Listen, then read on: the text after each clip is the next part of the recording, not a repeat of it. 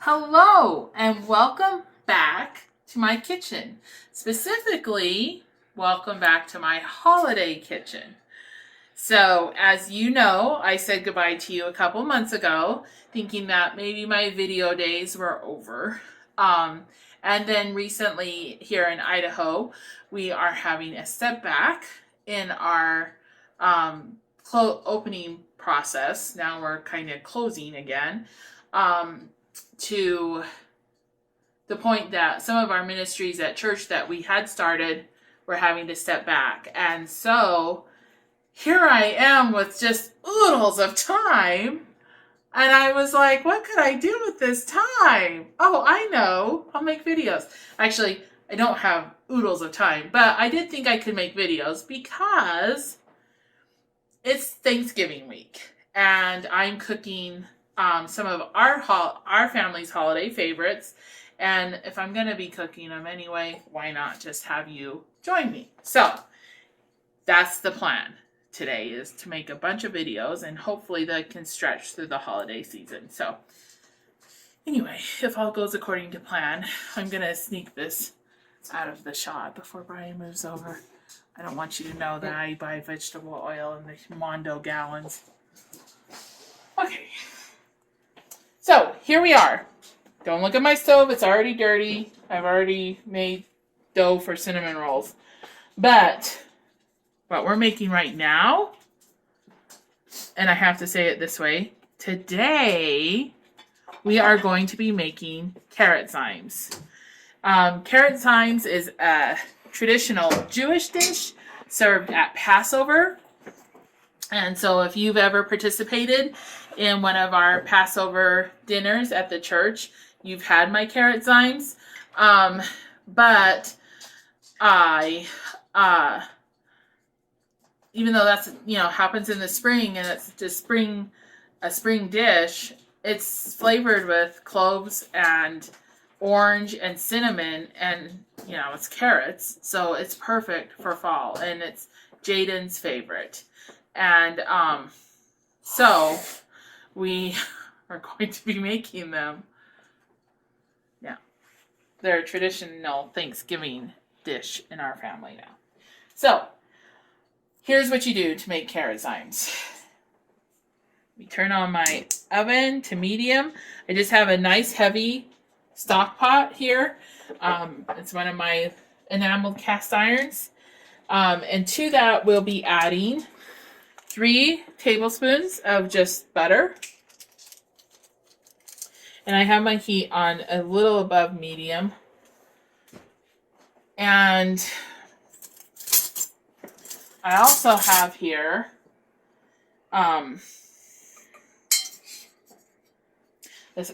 this stove top was designed in a very weird way where what seems like should be the middle of the thing is not. So I always have to line it up. Okay, so while our butter is melting, I'll talk to you about carrots. So here I have, these are mostly garden carrots.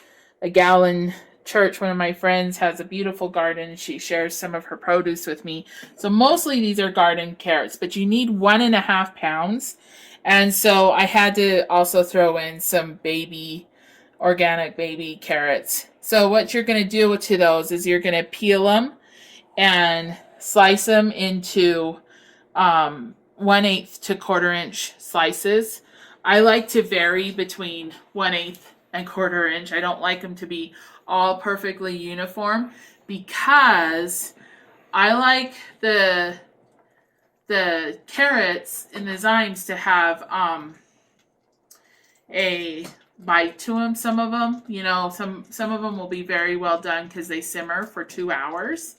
Some of them will not, and that's what I like. I mean, I don't like it to be just uniform in texture, and so I don't stress it about if some of them are thicker or some of them are thinner. But you're shooting for anywhere between 1/8 and a 1/4 inch, and then I just chopped very randomly and very lazily my baby carrots. There's no rhyme or reason to them. Okay, so I hear our butter over here, and We're just looking, we don't want it to burn, but we want it to melt almost completely. That's probably close enough. So now what we're going to do is we're going to put in our carrots and hope to everything that's holy that I didn't throw them all over the stove.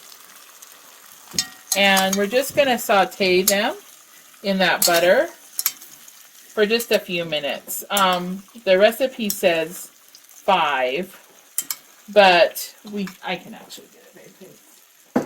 But it might not be quite 5 because my carrots are getting kind of old, so they're getting kind of soft. But basically, you just want to make sure they're all covered with the butter, and oops, there's a top, and they have enough time to kind of start breaking down, start cooking, not breaking down, start cooking. While we do that, I'm going to talk about the other ingredients that go in here. Also, Tzimmes in Yiddish, or not even sure if it's Hebrew or Yiddish. I just know this because of the Passover cookbook that I have, that I cook all the Passover meal out of. Means not a big, like you're making a big deal out of something. So he uses the example of if you get a scratch on your car, you say to someone, "Oh, it's just a little scratch. Why are you making such a big Tzimmes out of it?" Means like you're making a mountain, kind of a mountain out of a molehill. So just FYI. I like languages. I like learning different languages, and I like to understand the rhyme and reason behind different dishes. So you can see as they start to cook, I'll show you on this one, maybe if I can get it to separate. This is what you're looking for. I don't know if you can, yeah, you can kind of tell in the video that it just gets a little braised looking, like a little lighter in color, and that's what you want these to do. Okay, so while you're working on that, or while you're waiting for that to happen, one thing that you can do is zest an orange, and then go ahead and I will, when it's time, I will put the juice of this orange into. I like, it doesn't, this is one thing that there's rarely, I think I've told you guys before, there's rarely a recipe that I run across that I don't change in some way or another. One, to make it kind of my own, and two, because I am a foodie, and I know food, and I know good food. And so I'm like, oh, that's good, but you know what would be better? If we added more goodness to it. And so there's a couple of tricks that I've learned along the way to really make the Tzimmes amazing. And I can say that with confidence because the last Passover dinner that we hosted at the church, we brought in a Messianic Jewish brother from Chosen People Ministries, and he told me that that was one of the best Passover dinners he'd have since he had one with his grandmother. So he actually wanted some of my recipes, which made me feel good. Yay! Okay, so my carrots are ready. They're starting to braise. They're looking good. So now what we're going to do is we're going to add to this 6 tablespoons of brown sugar and a cup of cold water. Okay? That is easy peasy. And if you hear a large and loud clunk, one of our dog's favorite games is run around the yard like a crazy person and then slam your body into the side of the house. They think it's the best game in the world. And so that is literally what they're doing right now. I'm just glad I don't have to play it with them. So what we're doing here is we're just watching for this water and sugar to come to a boil. And it shouldn't take terribly long. So I don't know whether or not to cut away or to just keep you with me for a minute. Because it's been a while since I made these. Well, it's been since last Thanksgiving, actually. So why are you not in a holiday sweater for a holiday video special? Okay, those of you who know me well, have you ever seen me in a sweater? I mean, I grew my own sweater right here. It's called a layer of fat, like a little fat little seal or a polar bear. I don't need a sweater. No, seriously, I would die in a sweater. Okay, these, I don't know if you can tell, but it is steaming and you can't really tell too well, but it is steaming and boiling. So, to that, we are going to add the juice of our oranges.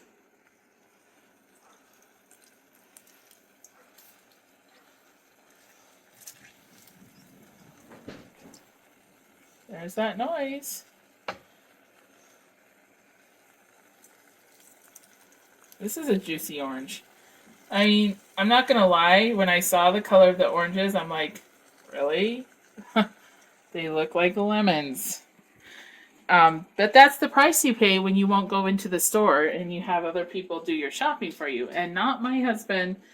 We just do the pickup, the grocery pickup, and I love it, but I also hate it. So you can see now it's really boiling there on the side. So we added the juice of the orange. This is a tablespoon of lemon juice. We're going to add 2 tablespoons of honey. Now, my honey, I buy the raw, unfiltered honey, Idaho honey. Someone once told me that if you buy local honey, especially raw, unfiltered, because the bees feed on the pollen that is local, that it will help with your allergies. I don't know whether or not that's true. I know I have a bazillion allergies, but you know, I am able to breathe throughout the summer, so maybe it works. Okay, so we're going to get that honey in, but my point is it gets all congealed and crystallized. That does not mean it's bad at all. Like, I've read stories about honey they found in Egyptian tombs that is literally thousands of years old that's still good. Honey does not go bad. So don't ever throw out honey. And if you feel like you need to throw out honey, call me and I will come and pick it up from you. And I will use it because that's me. I'm a dumpster diver. Want not, waste not is like, oh, it's part of me. So we're going to add 2 tablespoons of honey. We're going to add the zest of our pathetically lemony orange. That's the best zest, guys. That, and you can see how yellow it is compared to the carrots. But they're juicy oranges, and they smell good, and they probably taste good. Okay, we're going to add a teaspoon of salt, a 1/4 teaspoon of cloves. Oops, don't not go in there, mister. And that's ground cloves. Yes, ground cloves. Yes, thank you for saying that, hun. 1/4 teaspoons of ground cloves. This is a teaspoon of cinnamon, ground cinnamon. And then we have, and you're going to go, ooh, yuck. Okay, you lost me. Trust me. These are amazing. When we hosted Passover at the church the last time, people were like, I normally hate carrots. Those are amazing. They're so good. They're God's people. They made this recipe. I mean, God's people. You can't go wrong. Okay, to that we're going to add a 1/2 cup of raisins. Doesn't matter if they're golden or brown. Does not matter. And then a cup of prunes. Now, these are my plums from my tree. I make them into prunes. So they're smaller and they're very, very hard right now because I don't add anything to them. I just wash them, dry them, cut them in half, pit them, put them in my dehydrator, and let them go. So there's no preservatives, nothing in them. They're delicious. So if you're wondering why they looked weird and not like the fat ones that you get at the store, that's why. If you're using the fat ones that you get at the store, which you probably are, because who in 2020 makes their own prunes? I know. But cut them in half, maybe even quarters. Okay. So all of that goes in like that. You can see that it's just boiling away, right? So now what we're going to do is we're going to switch it to my other burner here. And you can see how low my flame is at the lowest possible setting. Let me center my pot. And we're going to cover it. And these are going to just simmer for 2 hours. I try to avoid uncovering them too much because they just lose steam and stuff.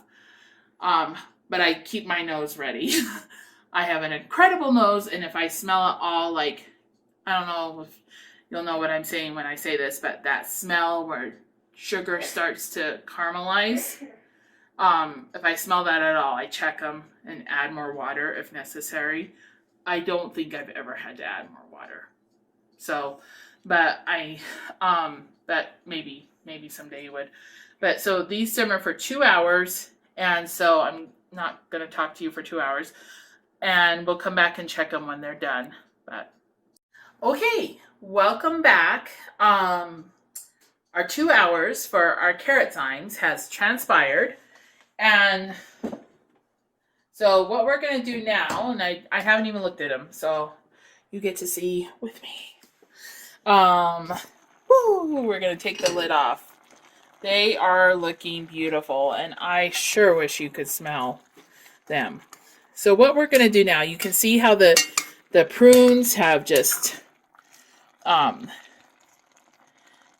softened up. The raisins have plumped up. My carrots are completely cooked through. They're just delicious. So what we're going to do now is we're going to just take the lid off for just a few minutes. It said 20, but I'm actually going to do a little bit less than that simply because I plan on heating them up again on Thanksgiving Day, and so some of the moisture will cook out a little bit then. But that's what you're looking for. You want the juice that's in here right now, that's kind of watery right now, to be really syrupy.